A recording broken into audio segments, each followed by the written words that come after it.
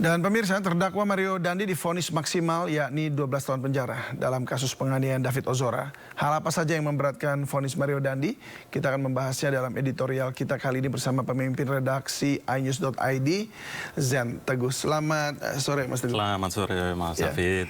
Ya Mas Teguh, kita sudah lihat bahwa divonis 12 tahun penjara plus restitusi 25 miliar rupiah. Nah, apa tanggapan Anda mengenai putusan hakim ini dulu?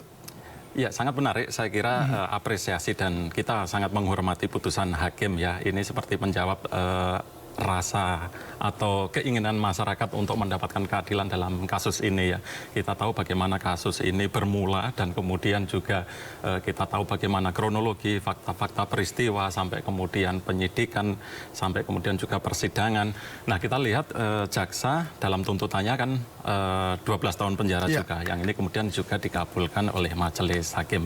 Kita sangat apresiasi. Saya kira ini sangat bagus lah ya, dalam artian ya apa yang diminta jaksa, tuntutan maksimal pasal 355 KUHP itu dinilai terpenuhi sehingga kemudian diputuskan. Jadi saya kira appreciate dan salut juga untuk majelis hakim dalam putusannya soal ini. Baik. Untuk Mario Dandi ini dinyatakan pikir-pikir dulu, karena kemudian tadi kuasa hukumnya sempat diwawancarai dan mengatakan bahwa masih akan memasukkan poin-poin tertentu di mana mereka akan mengajukan nota banding, walaupun belum dinyatakan di persidangan. Tapi menurut Anda bagaimana mengenai nota banding ini? Apakah justru ini nanti akan malah memberatkan jika memang diajukan atau seperti apa? Kalau dari sisi terdakwa ya, dalam hal ini Mario Dandi, saya kira adalah satu hal yang wajar. Ini adalah hal yang lumrah dalam persidangan. Ketika sudah diputuskan vonis, biasanya dia akan pikir-pikir untuk menentukan banding atau tidak. Nah, kemudian jaksa juga menyatakan sama ya, ini sebenarnya yang cukup ini juga kalau dia menuntut 12 tahun kemudian terpenuhi lazimnya biasanya selama ini tidak perlu banding. Ini banding atau pikir-pikir sebelum mengajukan nota banding ini adalah hal yang lumrah, karena kalau dalam hukum acara pidana kan ada waktu 7 hari untuk menentukan sebelum dia mengajukan nota banding atau tidak. Jika itu tidak ditempuh kan putusan bisa inkrah. Ya, saya kira pasti si Mario Dandi dan kuasa hukumnya akan berpikir apakah ini kemudian dia mengajukan banding. Yang jelas pasti dari sisi terdakwa akan mengajukan keringanan ya. Biasanya dia kan pasti akan meminta agar pidana yang dijatuhkan pasti serendah-rendahnya buat dia. Kalau kita lihat dari yang Shane Lucas ya, itu kelihatan keluarga langsung keberatan dan rasanya langsung mau mengajukan banding saja karena merasa bahwa tidak ikut, dalam artian tidak langsung berperan begitu, hanya ada di situ saja begitu. Nah, kalau untuk yang Mario Dandi ini, antara dua kan, berarti kalau misalnya memang dia mengajukan yang ternyata dipatahkan oleh hakim lagi, itu bisa tetap atau malah bisa lebih berat begitu. Tapi menurut Anda sebaiknya mereka mengambil atau tidak? Kalau dari sisi Mario Dandi, saya kira pasti dia akan mengajukan karena namanya terdakwa, dia yaitu tadi akan meminta atau berharap dapat vonis yang seringan-ringannya. Dan ini juga yang disampaikan dalam baik itu pledoi ya, terutama kan menilai ada banyak hal-hal yang menurut dia, ya menurut versi terdakwa ini meringankan, sehingga harapannya adalah tidak diputus maksimal berdasarkan tuntutan jaksa penuntut umum. Nah, tapi dalam perkara pidana ini terkadang ya itu tadi hakim itu punya otoritas ya untuk mempertimbangkan apakah putusan ini sudah betul atau tidak. Di tingkat banding bisa saja putusannya sama, atau kalau kemudian dirasa oleh majelis hakim tingkat banding bahkan bisa lebih, dia juga bisa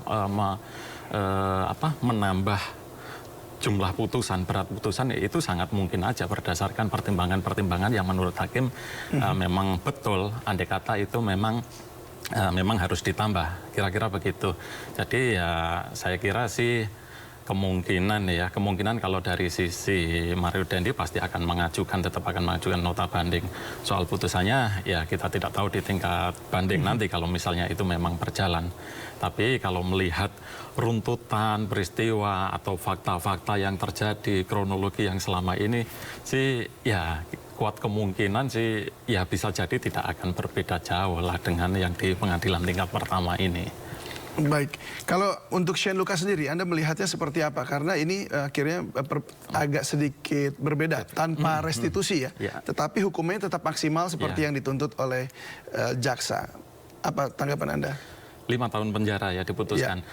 Kita tidak boleh lupa dalam pasal yang dikenakan, yang dijerat adalah 355 plus Jungto 55 KUHP. 55 itu ikut serta. Jadi seseorang yang berada di situ kemudian mendukung tindak pidana itu kan bisa dianggap sebagai bagian atau sama saja dengan melakukan. Nah, betul memang si Shane Lucas ini tidak melakukan penganiayaan sebagaimana dilakukan oleh Mario Dendi. Tetapi dia terlibat di situ, merekam, kemudian itu juga tidak melerai ya, dalam artian setelah penganiayaan itu terjadi kan kalau kita flashback dalam peristiwanya atau kemudian waktu olah TKP-nya itu kan dia hanya melerai ketika setelah penganiayaan parah itu berlangsung baru itu. Nah, dalam persidangan sebelumnya dia juga ngomong menyesal kepada majelis hakim kenapa kemudian dia tidak melerai dari awal ketika Mario Dendi menganiaya. Nah, ini saya kira juga kemudian dihitung ya oleh menurut jaksa ya pasal 55-nya ini kemudian terpenuhi, ikut serta dalam penganiayaan. Itu kemudian yang menjadi faktor pemberat dalam putusan. Kalau kita membandingkannya, walaupun ini tidak apple to apple ya, dengan kasusnya Sambo misalnya. Kalau Sambo kan sampai ke pembunuhan berencana. Nah, ini adalah penganiayaan berencana atau terencana begitu ya. Lalu kalau memang dia akan banding, apakah akan ada hal-hal yang meringankan seperti yang terlihat dari kasusnya Sambo? Ternyata ada aja rupanya nih Sambo, hasilnya adalah pengabdian selama 30 tahun ini hakim nggak bisa merem ya dari hal tersebut begitu. Nah, menurut Anda apakah akan ada hal-hal yang meringankan? Apakah ada atau tidak, tentu kita akan lihat persidangan. Kalau soal kemungkinan, ya tetap ada saja ya. Soal kemungkinan apakah nanti dilihat oleh hakim tingkat banding ada hal meringankan, ya bisa saja. Tetapi kalau kita lihat atau berkaca dari sekarang ya, bagaimana kronologinya kemudian pengadilan tingkat pertama, dan ini kan pidana ini yang memenuhi rumusan 355 ayat 1 KUHP, penganiayaan berat yang dilakukan dengan direncanakan, ancaman pidananya 12 tahun.